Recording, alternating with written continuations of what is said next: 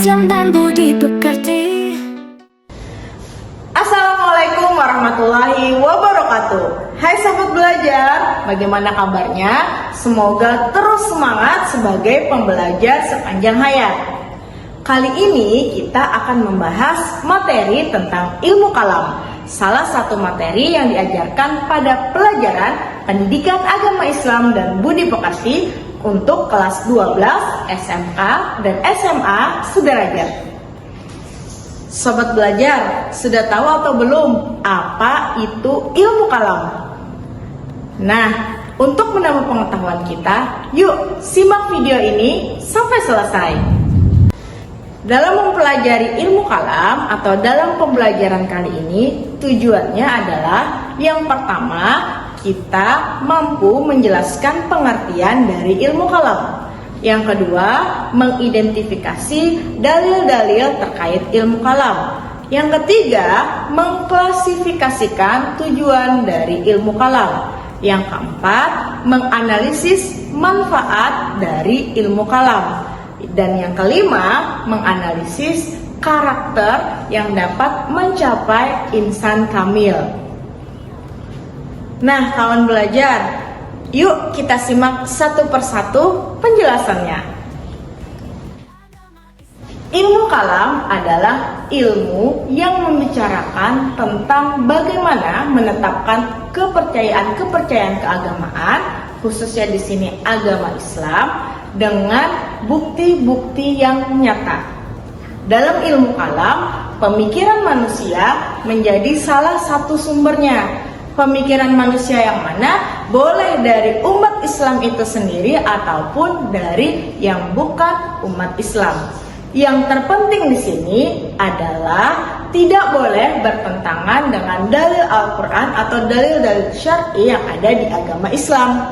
Di dalam Al-Quran pun banyak sekali ayat-ayat yang memerintahkan kita untuk berpikir atau menggunakan akal pikiran kita.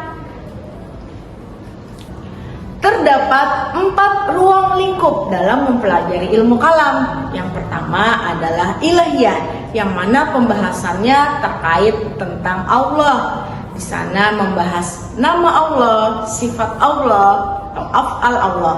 Dan yang kedua adalah nubuat, yang mana pembahasannya terkait Nabi dan Rasul. Di sana membahas tentang sifat-sifat Nabi dan Rasul, kemudian karomah, mukjizat dari Nabi dan Rasul tersebut. Dan yang ruang lingkup yang ketiga adalah ruhiyah, di mana membahas tentang hal-hal yang berhubungan dengan alam metafisik seperti jin, syaitan, ruh, iblis, dan lain sebagainya. Untuk ruang lingkup yang keempat adalah sam'iyat, yang mana pokok pembahasannya itu berkaitan dengan hal-hal yang terhubung dengan sam'i, yang sumbernya dari dalil naqli, Al-Quran ataupun sunnah. Pembahasannya sendiri terdiri dari surga dan neraka, alam barzah, kemudian hal-hal yang tidak dapat kita lihat secara indrawi. Nah, dalam ilmu kalam juga terdapat 4 sumber. Sumber yang pertama adalah Al-Quran, sumber yang kedua adalah sunnah atau hadis, sumber yang ketiga adalah pemikiran manusia, dan yang keempat adalah insting. Adapun manfaat dalam mempelajari ilmu kalam, yang pertama adalah untuk memperkuat dasar pengetahuan tentang Islam. Yang kedua, tidak mudah melenceng dari ajaran agama. Dan yang ketiga adalah untuk secara konsisten dapat menerapkan ajaran agama Islam.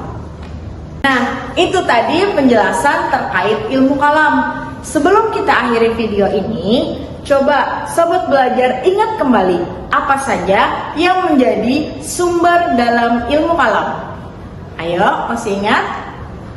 Ya, benar. Ada 4 sumber dalam ilmu kalam. Yang pertama adalah Al-Quran, yang kedua adalah hadis, dan yang ketiga adalah pemikiran manusia, dan yang keempat adalah insting.